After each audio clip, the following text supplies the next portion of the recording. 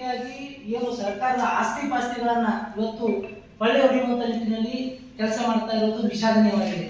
ಯಾಕಂದ್ರೆ ಇವತ್ತು public garden ಜಾಗಗಳನ್ನ, ಸರ್ಕಾರಿ ಗೈರಾಣಿ ಜಾಗಗಳನ್ನ, ಗೋಮಾಳಗಳನ್ನ ಇವತ್ತು ಪಟ್ಟಬದ್ಧ ಹಿತಾಸಕ್ತಿಗಳು ಮತ್ತು ಬಂಡವಾಳಶಾಹಿಗಳು ತಮ್ಮ ಅಧಿಕಾರದ ಮತ್ತು ತಮ್ಮ ವರ್ಚಸ್ಸನ್ನು ಉಪಯೋಗಿಸಿಕೊಂಡು ಇವತ್ತು ಆ ಆಸ್ತಿ ಪಾಸ್ತಿಗಳನ್ನ, ಸರ್ಕಾರದ ಆಸ್ತಿ ಪಾಸ್ತಿಗಳನ್ನ ಕಬ್ಜೆಗೆ ತಗೊಂಡು ಇವತ್ತು ದೊಡ್ಡ ದೊಡ್ಡ ಬಂಡವಾಳಗಳನ್ನ ಹೂಡಿಕೊಂಡು ಇವತ್ತು ಸರ್ಕಾರಕ್ಕೆ ಮೋಸ ಮಾಡುವಂತ ಕೆಲಸವನ್ನ ಮಾಡ್ತಾ ಇದ್ದಾರೆ.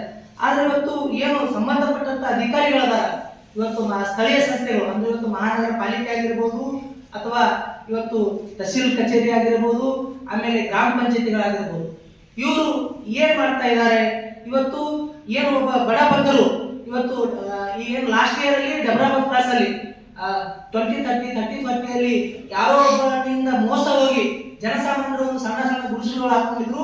ಜಿಲ್ಲಾಧಿಕಾರಿಗಳು ಮತ್ತು ಮಹಾನಗರ ಪಾಲಿಕೆ ಆಯುಕ್ತರು, ಪೊಲೀಸರು ಎಲ್ಲರೂ ಹೋಗಿ ಇವತ್ತು ದಬ್ಬಾಳಿಕೆ ಮಾಡಿ ಅದನ್ನ ಡೆಮಾಲಿಷ್ ಮಾಡಿ ಅದನ್ನ ತೆರವುಗೊಳಿಸಿ ಯಾವುದೋ ಒಬ್ಬ NGO ಅದಕ್ಕೆ ಕೊಟ್ಟುಬಿಟ್ರು. ಆದ್ರೆ ಇವತ್ತು ಸರ್ಕಾರದಿಂದ ಏನಿವತ್ತು ನಾನಿವತ್ತು ಎವಿಡೆನ್ಸ್ ಜೊತೆಗಿದ್ದೀನಿ. ಏನಂದ್ರೆ ಇವತ್ತು ಸರ್ಕಾರ ಪ್ರಾದೇಶಿಕ ಆಯುಕ್ತರು ಮತ್ತು ಜಿಲ್ಲಾಧಿಕಾರಿಗಳು, ಮಹಾನಗರ ಪಾಲಿಕೆ ಆಯುಕ್ತರು ಮತ್ತು ಯೋಜನಾ ನಿರ್ದೇಶಕರು ಇವರೆಲ್ಲರೂ ಕೂಡ್ಕೊಂಡು ಒಂದು ತನಿಖೆಯನ್ನು ಮಾಡ್ತಾರೆ. ಯಾವುದಂದ್ರೆ ಇವತ್ತು ಸರ್ವೆ ನಂಬರ್ 74 ಬ್ರಹ್ಮಪುರ ಅಲ್ಲಿ ಅನಧಿಕೃತವಾಗಿ 35 ಪ್ಲಾಟ್ಗಳನ್ನ ನಿರ್ಮಾಣ ಮಾಡಿ ಆ ಪ್ಲಾಟ್ಗಳಿಗೆ ಸಂಬಂಧಿಸಿದಂತೆ ಏನು ಅಲ್ಲಿ ಅದು ಪಾರ್ಕ್ ಜಾಗ ಇರುತ್ತೆ. ಆ ಪಾರ್ಕ್ ಜಾಗದಲ್ಲಿ 7,800 ಸ್ಕ್ವೇರ್ ಫೀಟ್ ಅಲ್ಲಿ ಪೆಟ್ರೋಲ್ ಬಂಕ್ ಅನ್ನು ನಿರ್ಮಾಣ ಮಾಡ್ತಾರೆ.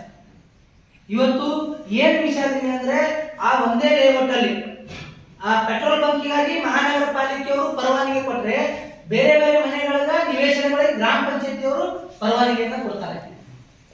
ಇದು ಈ ವಿಷಯಕ್ಕೆ ಸಂಬಂಧಿಸಿದಂತೆ ಎಷ್ಟೋ ಜನರು